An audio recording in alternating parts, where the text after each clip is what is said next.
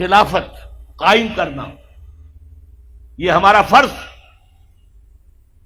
لیکن آج خلافت قائم ہوگی تو کیسے ہوگی؟ پہلے تو یہ مسئلہ ہوگا. اور کیسی ہوگی؟ کیا بعین ہی وہی خلافت ہوگی جو 1400 برس پہلے تھی؟ جبکہ 1400 سالوں میں بہت سا پانی وقت کے دریا کے پل کے نیچے سے گزر چکا ہے. حالات بہت بدل گئے ہیں، زمانے نے بہت ترقی کر لی ہے. کیا 1400 سال قبل کا نظام دوبارہ آ سکتا ہے؟ ہاں آ سکتا ہے. اصول وہاں سے لیں گے، تفصیلی ڈھانچہ اس دور کے مطابق بنائیں گے. اصول وہاں سے ہوں گے، فنڈامنٹل وہاں سے ہوں گے.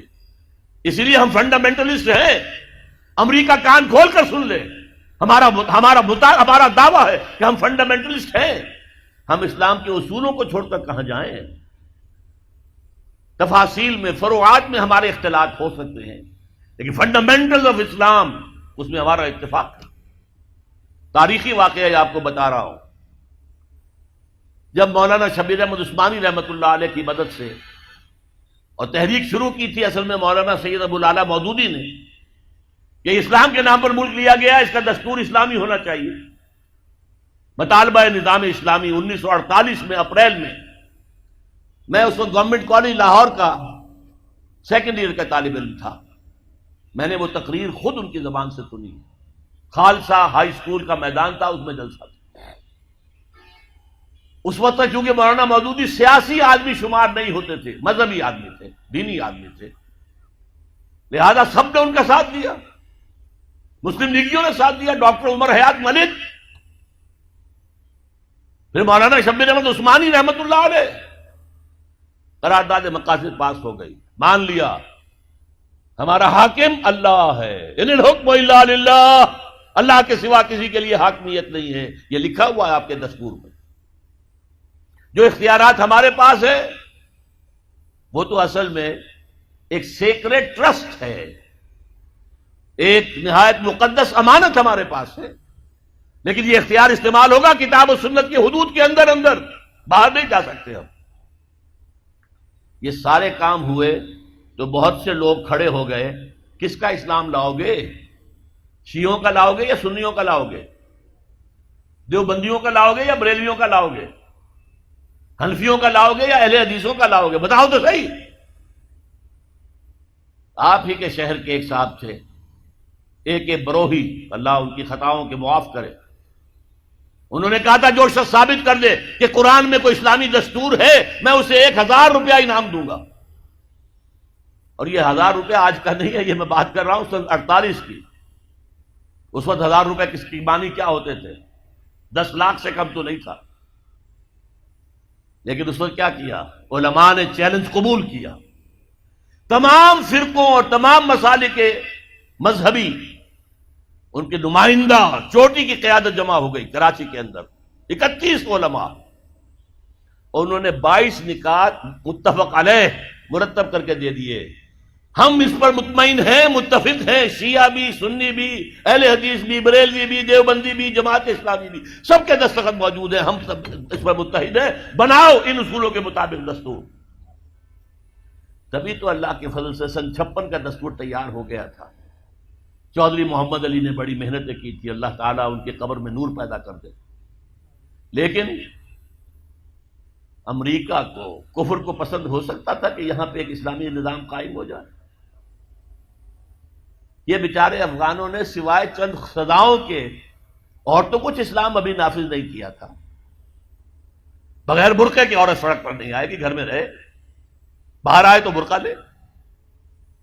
چور کا ہاتھ کٹے گا، قاتل سے قصاص لیا جائے گا.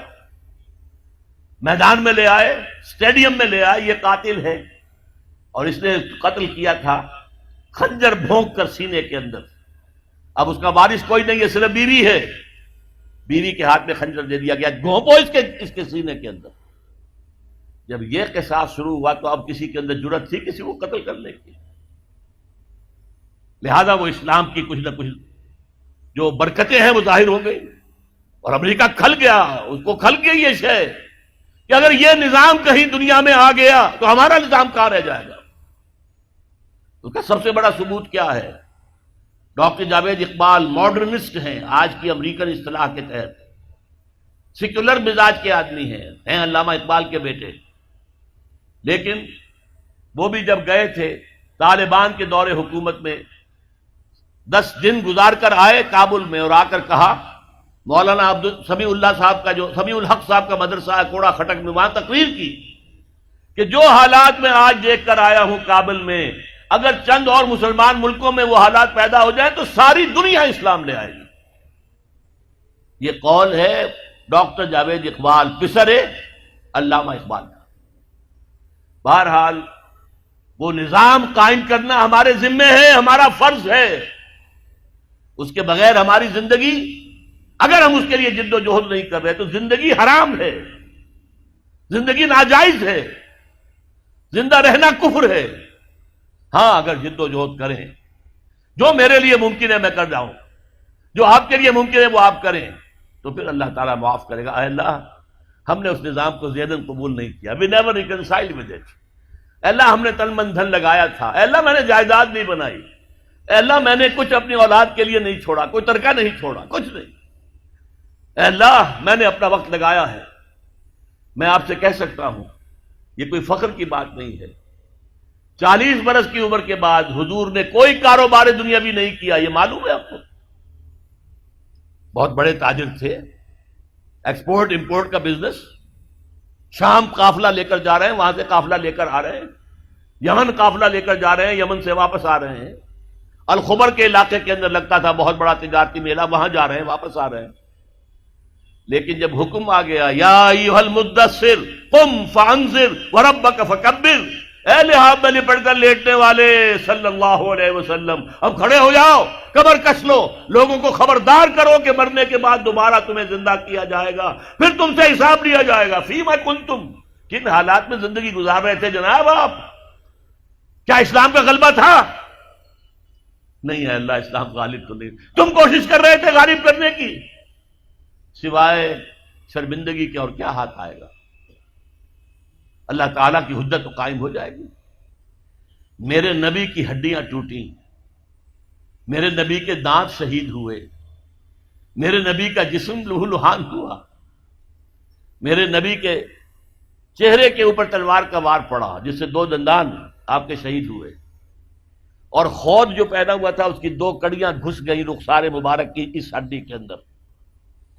ان کو ایک صحابی نے دانتوں سے پکڑ کر کھینچ کر نکالنا چاہا، ان کے دانت نکل گئے، وہ ہڈی وہ نہیں نکلی، وہ کڑیاں لوہے کی۔ پھر جیسے بھی ہاں کر کے نکالا گیا تو خون کا فوارہ چھوٹا ہے، اتنا خون گیا کہ آپ بے ہوش ہو کر گر گئے، اور خبر مشہور ہو گئی کہ حضور کا انتقال ہو گیا۔ یہ ساری تکلیفیں کس لیے اٹھائی تھی حضور نے؟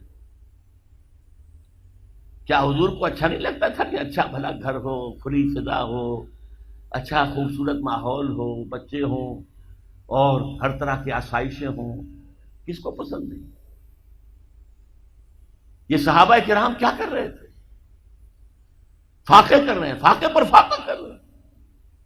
غزوہ خندق میں حکم ہو گیا مشورے کے بعد کہ خندق کھودی جائے، دفاع کی ایک ہی شکل۔ اب سردی کا موسم ہے شدید، کئی وقت کا فاقہ ہے، پیٹوں پر اپنے پتھر باندھ رکھے ہیں اپنی چادروں کے ساتھ کس کر کہ پیٹ دوہرا نہ ہو جائے، کمر دوہری نہ ہو جائے۔ حضور کے پاس آ کر شکوہ کیا ہے، شکایت کی، اے اللہ اللہ کے رسول اب یہ بھوک ہم سے برداشت نہیں ہو رہی، دیکھیے ہم نے اپنے پیٹوں کے اوپر اپنے کرتے اٹھا کر دکھایا، ہم نے پتھر باندھے ہوئے، آپ نے اپنا کرتا مبارک اٹھا کر دکھایا، 2 پتھر بندھے ہوئے۔ اور اس وقت پھر جب خندق کھد رہی تھی تو صحابہ کرام آواز میں آواز ملا کر کہہ رہے تھے نحن الذین بایعوا محمدا علی الجہاد ما بقینا ابدا، ہم وہ لوگ ہیں جنہوں نے محمد سے بیعت کی ہے جہاد کی صلی اللہ علیہ وسلم، فدا ہو آباؤنا و امہاتنا، اب یہ جہاد جاری رہے گا جب تک کہ ہمارے جان میں جان ہے، جب تک جسم میں زندگی ہے یہ جہاد جاری رہے گا۔ یہ ہے اسلام، یہ شہادت گاہ الفت میں قدم رکھنا ہے۔ لوگ آسان سمجھتے ہیں مسلمان ہونا، مسلمان تھے صحابہ کرام رضوان اللہ تعالی علیہ اجمعین، جیسے انہوں نے آپ کو وہ جو ایک شعر ہے اکبر الہ آبادی کا تو خاک میں مل اور آگ میں جل، جب خشت بنے تب کام چلے. وہ باقاعدہ انگاروں پر لوٹے ہیں. آپ کو معلوم ہے حضرت خباب بن الارت رضی اللہ تعالی عنہ کو بلایا گیا، آؤ، آ گئے. ان کی نگاہوں کے سامنے دہکتے ہوئے انگارے زمین پر بچھائے گئے. اتار دو کرتا، اتار دیا. لیٹو ان کے اوپر، لیٹ گئے. اب جب ان پہ انگاروں پر لیٹے ہوئے تھے تو کھال جلی پیٹھ کی، اور پیٹھ پر چربی ہوتی ہے، چربی پگھلی، اس سے وہ انگارے ٹھنڈے ہوئے.